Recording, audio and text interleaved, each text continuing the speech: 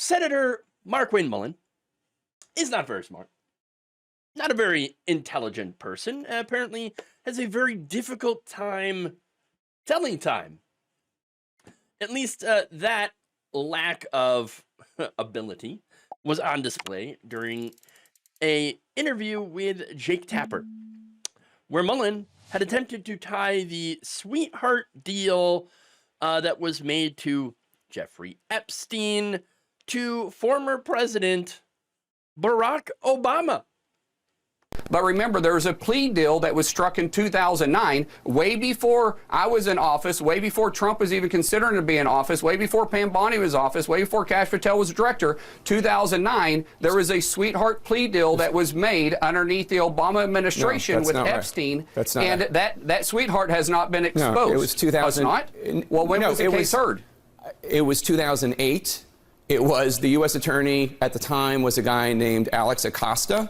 He was a Bush appointee. He went on to become President Trump's Secretary of Labor. It all took place in 2008. Who was in office at the time? 2008, George W. Bush. Who was in office at the time? George W. Bush. No, 2009 is when the case came out, and it was and Obama was in office at the time. It's not true.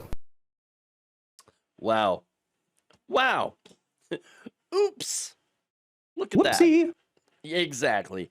Look, Obama, he was elected in 2008, but he didn't take office until his inauguration on January 20th, 2009. That's what happened. That's well after the sweetheart deal had been finalized. And like, even had it happened under Obama, it's not like Obama personally would have ordered it. No, that's not what happened. but again, they're incredibly like just desperate to blame someone else, and who better than Obama? Exactly. Look, the reality is the person who did this, I know Republicans are, we're trying to find the guy who did this. Well, that was Alexander Acosta, according to a 350-page report from the Department of Justice's Office of Professional Responsibility, something we no longer have. Okay. I mean, I'm sure the department is still there, but there ain't no professional responsibility in this administration. Now, according to records that were made public in 2020, Acosta, then the U.S. attorney in Miami, was shown to have exhibited poor judgment. Oh, no kidding.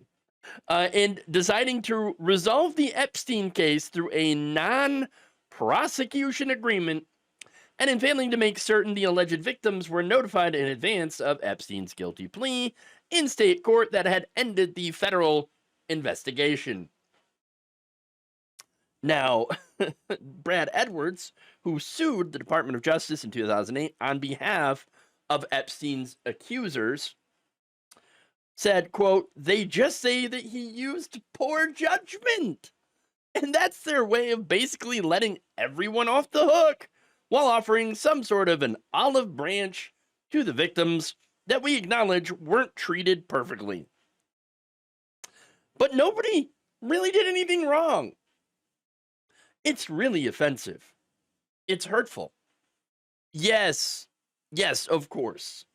Look, I remember talking about the sweetheart deal back in 2019 after Alex Acosta was forced to step down in July of that year because of the sweetheart deal. Okay, this was, by the way, a move that President Trump was not very happy with. He didn't want Alexander Acosta to step down, apparently. I mean, he said, quote, "I thought he did a fantastic job. He made a deal people were happy with. Now they're not. In so many ways, I hate what he's saying now, because we're going to miss him. We're going to miss him. Alexander Acosta, he made a deal, an Epstein deal that people were happy with, but now they're not happy with him." Nobody was happy with that deal. Okay. Nobody except for Jeffrey Epstein and Alexander Acosta. Okay. That said, of course, privately, according to a senior White House official at the time, Trump had been stewing over Acosta's fate, as he and aides had worried about the steady stream of revelations about what? About the Epstein case. According to this official, quote, there would just continue to be disclosures. There would be questions in this town and on the trail. And questions there were. And now those very questions are back. And they're really, really upsetting the president. I mean, because now his relationship with Jeffrey Epstein is being questioned by even some of his own supporters. I would say not enough of them, but there are some supporters that are like, wait a minute, hold on here. You said you're going to release all the files on Epstein.